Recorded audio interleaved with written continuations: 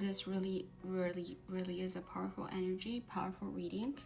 I really hope I have everything in me to explain when I read this to you guys in its most authentic and honest and clear way.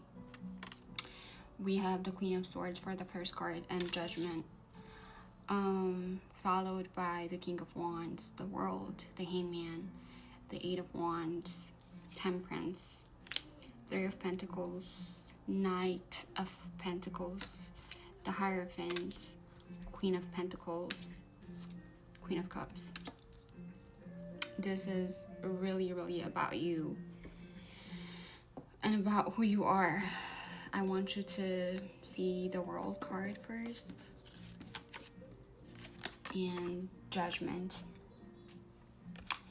There has definitely been a rebirth of something. You let go of everything that was just holding you back from everywhere you want to go. This is literally a grave site. So the divine feminine energy is coming out of the darkness. She's no longer hiding. She made a decision to really put herself out there, to say enough is enough. There is something you are overcoming. There is something that you are no longer a part of. Something was trying to chain you or hold you back from finding your true self. These people were, I don't know why I say people, I was trying to say energies, but whatever energy that was trying to hold you back from finding who you are, remembering who you are, is not ever gonna succeed, because you have found your way back to yourself. And with the King of Wands here, I honestly feel like this is a very important guide in your life, spirit guide, with the Hangman here, who helped you shift your perspective. This is someone from your bloodline probably who is working through you. Papa Legba is very significant here, but also Father Sims. And I'm also thinking about somebody, I just can't remember them, so maybe it's not meant to be said right now. But whoever it is, it could be a grandfather, great-grandfather, your uncle, your dad, whoever it is, your brother. But there's definitely a male ancestor who's very proud of you, who is literally looking at you as this beautiful, unique, unheard of, unusual black rose that you are. You're beautiful. Actually, for the first time ever, have started reading the book It Ends With Us, and I have not watched the movie. Yes, I haven't read the book, and lately I've been getting the energy of it ends with you, it ends with us, it ends, like a lot of it. So I decided to buy the book and I'm reading it, and it's so funny because I relate to a lot of the stories that she's telling on that book. I had no idea what the depth of that story is, but I just thought about the flower, you know what I mean? A black flower, black roses, some untraditional way of life, because we have the Hierophant here.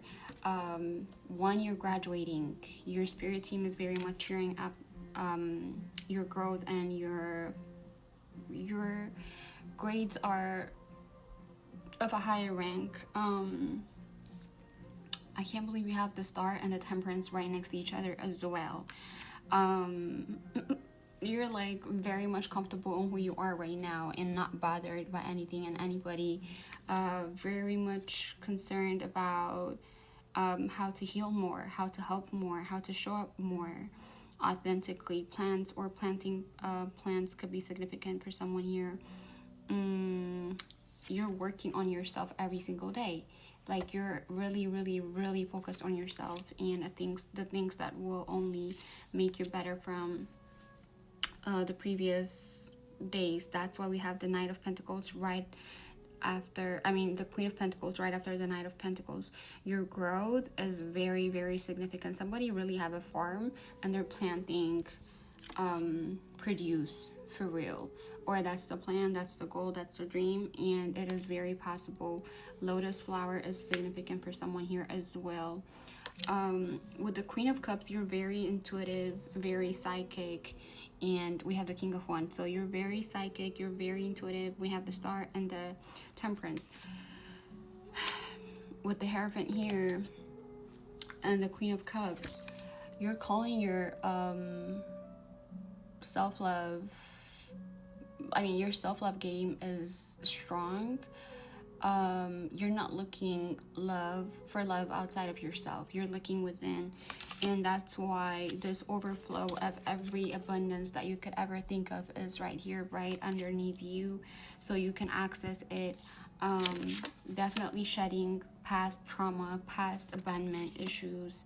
I think you was also avoidant, when things are not working, when things weren't working, when things were just not what you expected them to be, whatever. You used to run away from them instead of facing them, but now you kind of know or really understand that there is no way but through, and